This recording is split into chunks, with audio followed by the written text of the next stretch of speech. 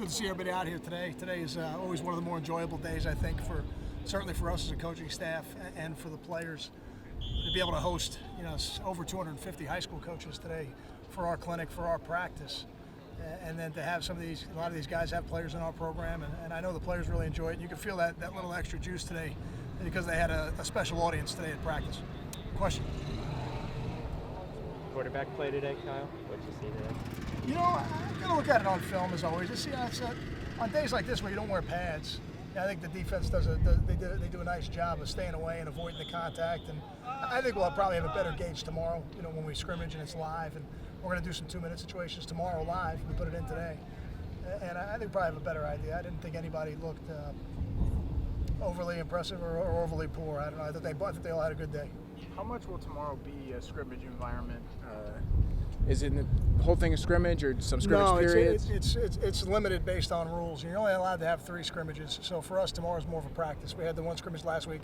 The 2nd scrimmage will be next week, and then the spring game is a scrimmage. So tomorrow will be a little bit more of a practice type format, but we will do some live work. It is a tackling day for us.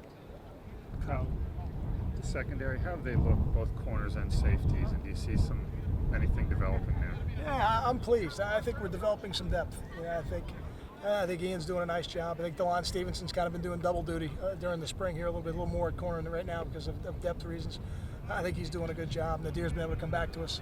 I see him flash, and even Cam, as a young guy, has flashed at times, which is not an easy thing to do for somebody who's only been on campus for a couple of weeks. So I think we're building some depth there. That's going to be a positive for us. When you look at Ian, can you tell he had a lot of time off, or is he kind of jumped back to where you remember him being? There's so much time from when he left till now. I hadn't thought of it like that. Yeah, I hadn't thought of it like that. But I would say this: I think Ian's an excellent athlete, that's for sure. So I think some of the things he does naturally as an athlete help him play that position. I know a lot of coaches around the country have kind of gone away from a traditional spring game. Is that something you considered, or do you think there's more value to actually having the game? We enjoy having the game. I think the players enjoy it. I know the families of the players enjoy it. The fans enjoy it. I think what happens sometimes is your depth gets to the point where you just can't do it. And we certainly have a contingency plan if we need to do it. Right now, we've got enough to have a game, and that's what we want. But if you have a couple more injuries, turned ankles, and things like that, you have to modify it somehow, and it's not quite the full game that you'd like it to be.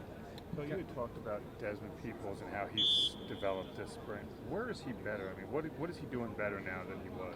I think he's a more complete player now. That I think for sure. I think he's a stronger player just by virtue of having another year in the weightlifting program, another offseason. Yeah, I'm really pleased in really every aspect of his play. He's done a good job protecting the football. That's always going to be the first thing that gets you removed from the field is if you don't. So he's done a good job protecting the football. I think he's caught the ball well out of the backfield. He's always had the natural ability to make people miss.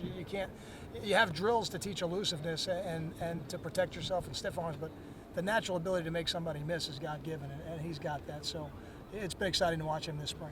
Kyle, is this an important time critical time in the development of those offensive linemen from that 2012 class? I know Muller kind of jumped ahead of the pack, but for the rest of them, it's their first time on the 2-deep, and obviously you need second-team offensive linemen. Yeah, I think it's critical. It's so limited the amount of time we get to work with them and coach them directly that I think that this spring, for guys like J.J. Denman, a guy like Derek Nelson, a guy like Ryan Brody is critical. Brandon's down right now, but even he was making some strides, and hopefully we'll be able to get him back because we do. You're right. We got to develop that second line. Right now, we don't have a second line, so the emergence of some of these young guys is going to be critical to our season because we're going to need them. Kyle, with the RNs lining up more in 2-point stances, how much does that lend itself to the multiple defense that you're looking at? We're going to give away all our scheme here at practice? Well, it's not something that's foreign to us. We did it back when George Johnson was here. He played exclusively from a 2-point stance.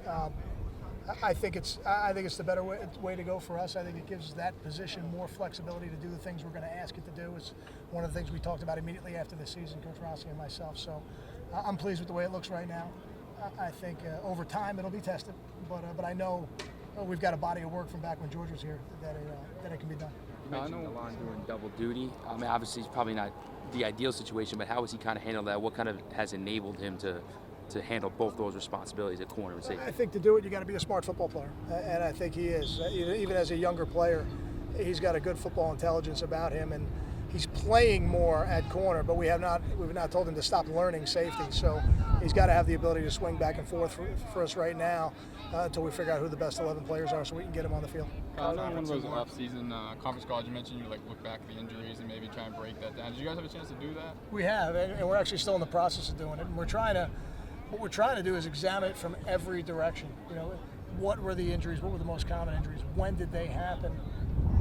What were we doing prior to when they happened? How did we treat them? How long did it take them to get back on the field? So we're still analyzing the data, but we are going through it. What kind of value is it in having one of your future quarterbacks that you signed come here and hang out? He's about Gio. Yeah. Okay, good. Yeah. Exactly. I don't know if You've already I don't know if you signed. meant Phil, because Phil's out here too. I think it's great. And again, Gio's geography doesn't allow him to be here every week, but we were so excited to have him in the program, and we really think he'll do great things here someday. So to have him come down and be around Coach Friedgen in person and really experience practice, be around his future teammates, and be around 5 guys that were in his signing class, I think it's going to be great for him. It's great for us too. We enjoy it. Thanks, Kyle. Thank you.